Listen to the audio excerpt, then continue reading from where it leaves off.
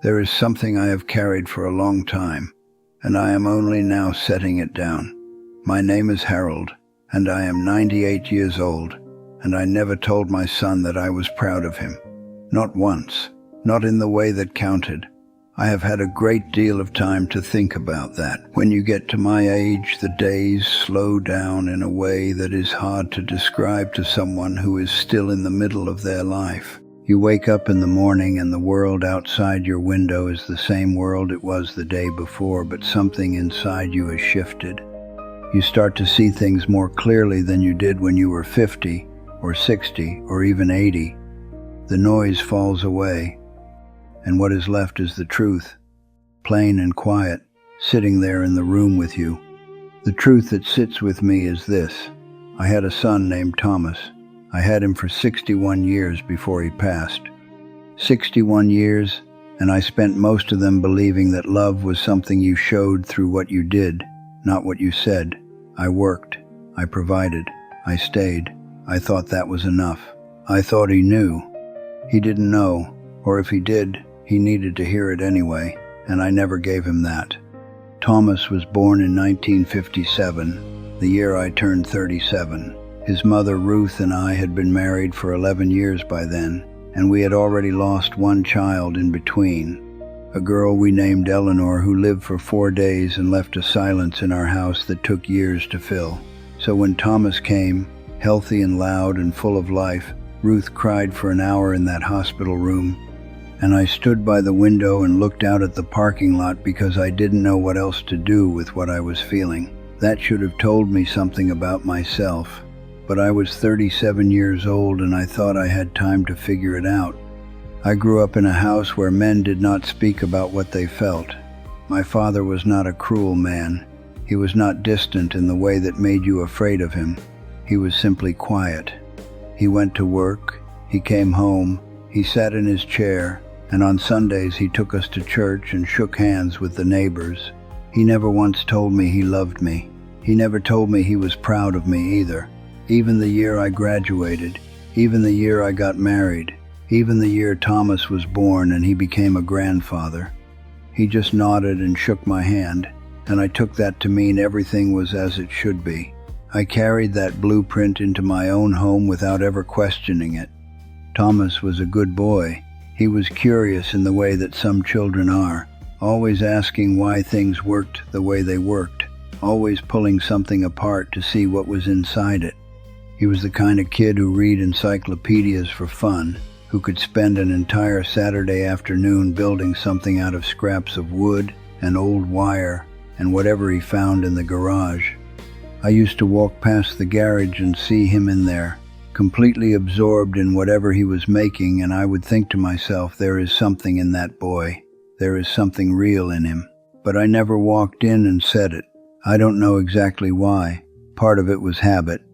Part of it was that I believed, the way men of my generation often believed, that praise given too freely would soften a boy, would make him expect the world to applaud everything he did. I wanted him to be strong. I wanted him to be self-sufficient. I thought that withholding approval was a kind of teaching, that it would push him to keep reaching, keep proving himself. I thought I was doing him a favor.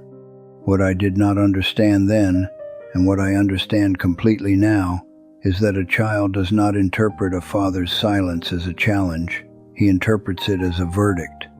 Thomas grew up and he was fine, in the way that people are fine when they have learned to need less than they actually need. He went to college, studied engineering, married a woman named Patricia who was warm and generous in all the ways I was not, and they had 3 children of their own.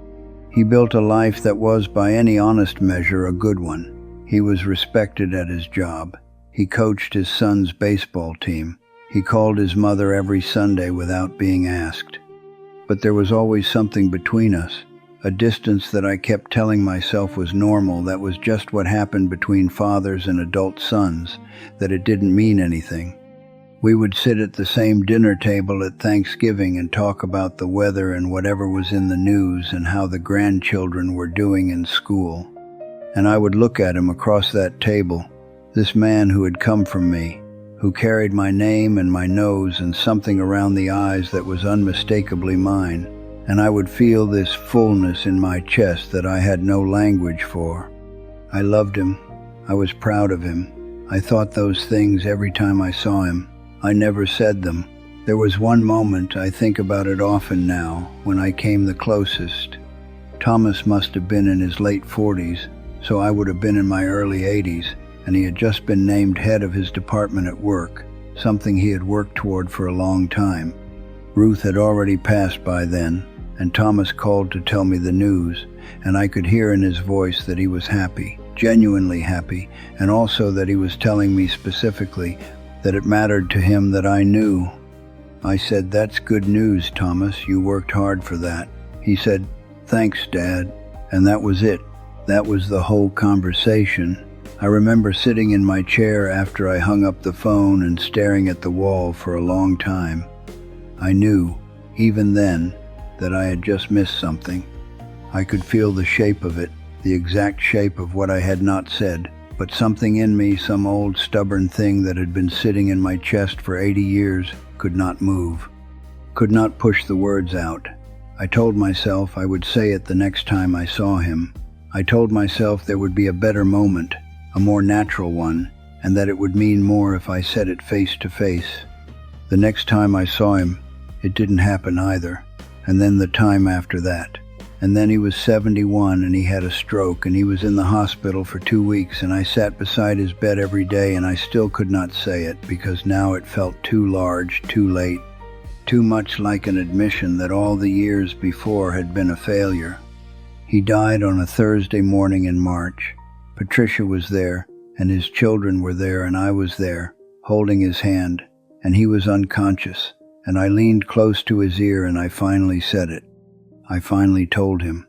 I told him I was proud of him, that I had always been proud of him, that he was the best thing I had ever had a hand in, that I was sorry it took me this long to say so. I don't know if he heard me. I have had to make peace with not knowing. What I can tell you, sitting here at 98, is that the wall between us was never built from anger. There was no falling out, no dramatic wound. Nothing so clean as a fight that could have been resolved with an apology. It was built from silence, one quiet day at a time, one missed moment layered on top of another, until it was so tall and so old that neither of us knew how to climb over it anymore. We both lived behind it, going about our lives, loving each other in the muffled way you love someone when there is something solid and unspoken between you. I have thought a great deal about why it is so hard for some of us to say the true thing. I think it has something to do with vulnerability, with the fear that if you open that door, something will come rushing through that you cannot control. To say I am proud of you is also to say I see you, really see you, and I care what happens to you, and you matter to me in a way that goes beyond what I know how to protect myself from. It is an exposure. And some of us, raised the way I was raised, would rather carry the feeling quietly for 60 years than risk that exposure for 60 seconds. What a cost that is.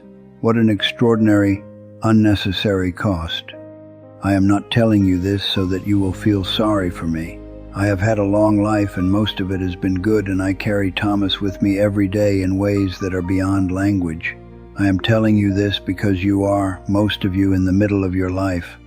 You have people around you right now, today, people you love and are proud of and grateful for, and there is a voice inside you that says, they know, or the moment isn't right, or I'll say it when it means more. Say it now. Not because you might not have time, though you might not, but because the person in front of you deserves to be seen today, not someday.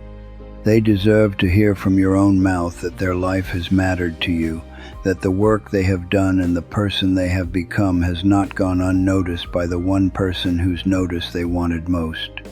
Don't build the wall, and if it's already there, start taking it down. It is never too late to begin, but I promise you, from where I sit, it can become too late to finish. Thomas, wherever you are, I was always proud of you, every single day.